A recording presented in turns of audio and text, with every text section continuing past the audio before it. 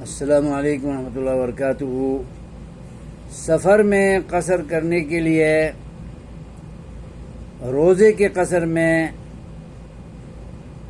بھی اور نمازوں کے قصر میں بھی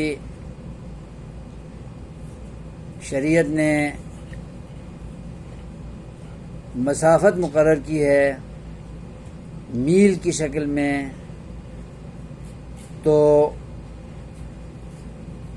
احادیث کی روشنی میں جو ہم تک روایات پہنچی ہیں اور امت مسلمہ میں جو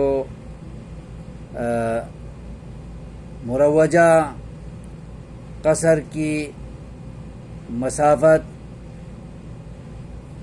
ہم تک اسلاف نے روایتوں کے ذریعے پہنچائی ہے، اس سلسلے میں حدیث میں آتا ہے کہ کم از کم آج کل چونکہ کلومیٹر کے حساب سے مسافتوں کو تولا اور گنا جاتا ہے، تو کم از کم 20 کلومیٹر مسافت کے سفر پر کسی نے جانا ہو تو نمازوں کا قصر اور روزے کا قصر کر سکتے ہیں۔ اس پر صحابہ نے عمل کیا ہے، اور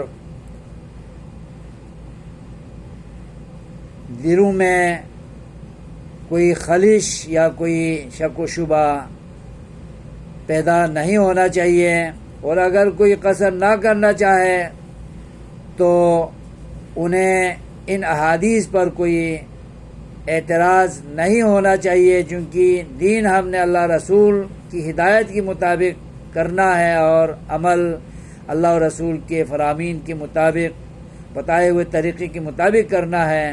تو اس میں سفر کی مسافت کسی کو کم لگ رہی ہو اور دل اس کا نہ مانے، تو کسی کے ماننے نہ ماننے پر دین پہ عمل نہیں ہوتا ہے۔ اللہ اور رسول کی رہنمائی جس میں ہو رہی ہو، جو بھی مسافت اس میں بیان کی گئی ہے، صحیح احادیث سے یہ مسافت مروی ہے۔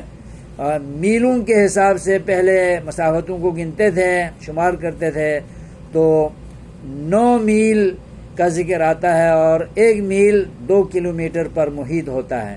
اس لیے آج کل کلومیٹر کے حساب سے 18-20 کلومیٹر بنتے ہیں، اور اتنی مسافت پہ کوئی سفر میں جا رہا ہو تو روزے کا قصر بھی انسان کر سکتا ہے، قصر نہ کرے تو بھی اجازت ہے، اور نمازوں کا قصر اسی مسافت میں کم از کم اتنی مسافت ہونی چاہیے، اور زیادہ سے زیادہ کی کوئی قید نہیں ہے، اور 18-20 کلومیٹر سے زیادہ جتنی بھی مسافت ہو قصر کی اجازت اللہ تبارک و تعالیٰ اپنے بندوں کو اجازت دیتا ہے۔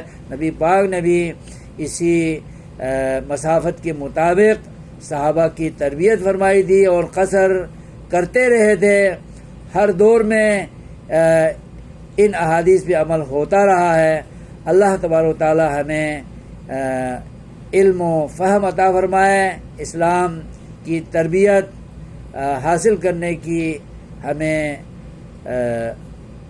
توفیق عطا فرمائے، اور اسلام پر چلنے کی توفیق عطا فرمائے، تاکہ ہمارے اعمال درست ہوں، قبول ہوں، منظور ہوں، اللہ کی درگاہ میں رد نہ ہوں۔